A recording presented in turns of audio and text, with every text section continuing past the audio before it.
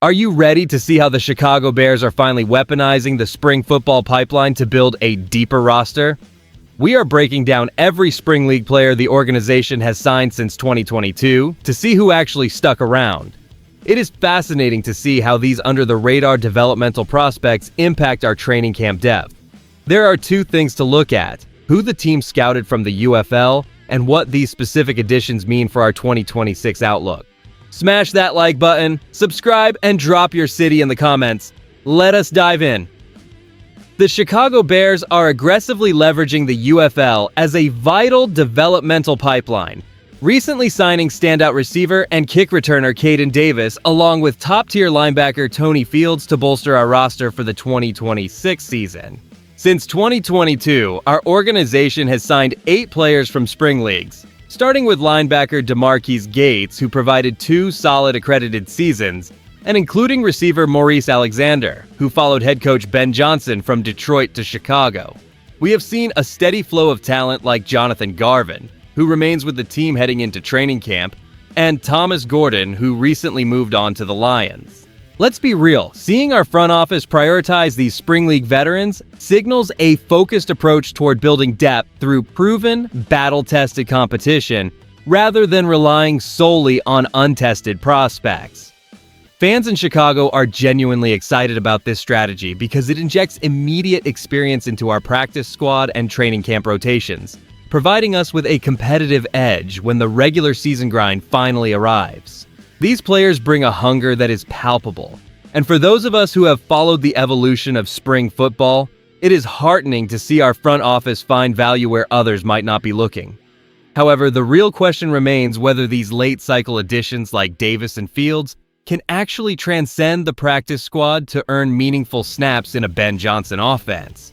Will this influx of UFL talent be enough to push our younger depth players off the final roster? Or is this merely a temporary move to facilitate more intense training camp practices? The most surprising development in our recent talent search is the aggressive pursuit of veteran depth by the coaching staff, specifically highlighted by the signing of linebacker Tony Fields. While many teams ignore the lower tiers of professional football, we are witnessing a calculated effort by our organization to bolster the middle of the field with proven, battle-tested performers from the UFL ranks. And honestly, this strategy reflects a deeper shift in how our front office views player development under the leadership of head coach Ben Johnson. The front office is clearly prioritizing players who have already demonstrated high-level production in the spring, as seen with Fields being identified as one of the league's top tacklers. This is not a random gamble, but rather a direct response to the need for insurance during the grueling grind of a full NFL season. Historically, our franchise has seen mixed results with these acquisitions, but the integration of guys like Caden Davis, who brings familiarity with our coaching staff's offensive system, suggests a more cohesive vision for the practice squad. Behind closed doors, the coaching staff is likely looking for players who can step into specialized roles without needing significant time to learn complex schemes. They are banking on the fact that these athletes have maintained their physical edge in a professional environment while others were sitting idle. It is a refreshing approach that rewards hard work and consistency regardless of the league letterhead. As we prepare for the intensity of the upcoming training camp, these depth pieces could prove vital if we face the inevitable injury attrition that defines the modern, long-form NFL schedule. So that is the historical look at our spring pipeline, but let us get into what this actually means for our current squad. We are heading into training camp with a clear strategy that prioritizes hungry players looking to prove their worth. And that changes everything for how we build depth behind our starters. By bringing in guys like Caden Davis and Tony Fields, we are not just adding names to a roster sheet. We are creating a competitive environment where every single practice rep serves as a high-stakes job interview.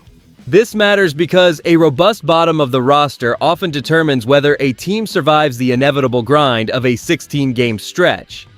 These acquisitions provide us with immediate coverage for special teams and rotational depth, allowing our key starters to stay fresh for critical late-season matchups. If we can secure reliable production from these fringe roster players, it significantly strengthens our hand when we face our division rivals in Minnesota, Detroit, and Green Bay. These specific games are won in the trenches and through specialized roles. And by deepening our bench with players who have already tasted professional football success in the UFL, we are insulating ourselves against the depth issues that have derailed past playoff aspirations. Our ability to evaluate this talent could be the subtle difference between a stagnant season and a genuine run at a postseason berth. We need this extra layer of experience to stay disciplined when the lights are brightest. It is about building a foundation that does not fold when the pressure mounts, ensuring that Chicago remains a force to be reckoned with all year long. The beauty of scouring the spring leagues for talent lies in the potential for unearthing a diamond in the rough who can contribute immediately on special teams or as a rotational depth piece. By bringing in players like Caden Davis and Tony Fields, we are essentially extending our training camp roster with hungry athletes who have already proven they can compete at a professional level.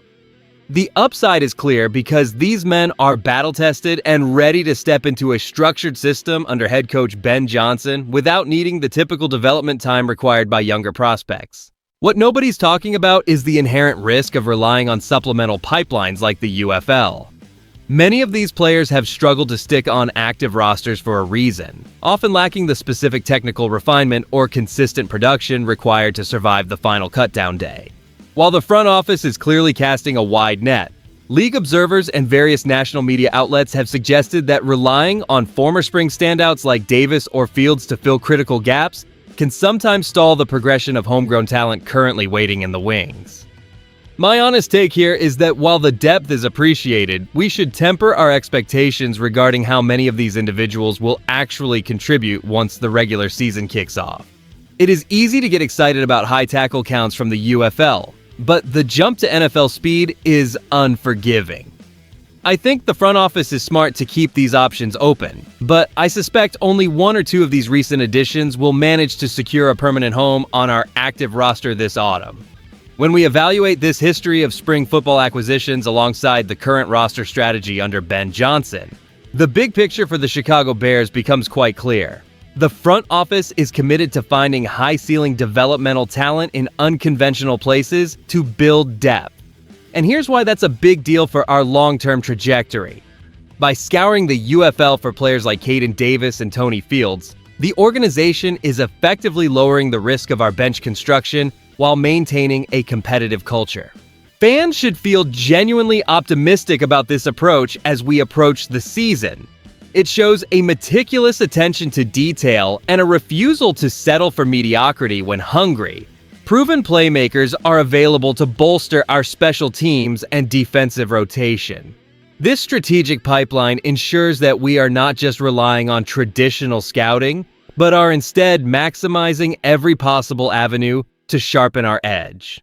It is about cultivating a versatile roster capable of weathering the inevitable attrition of a grueling 18-week schedule. With training camp starting this week, the integration of these hungry Spring League veterans could be the difference between a stagnant bench and one that provides a meaningful spark when called upon. It brings a level of professional seasoning to the bottom of our roster that many other teams simply overlook. Looking ahead, do you believe that a high-motor veteran like Tony Fields will secure a permanent spot on our final 53-man roster this year?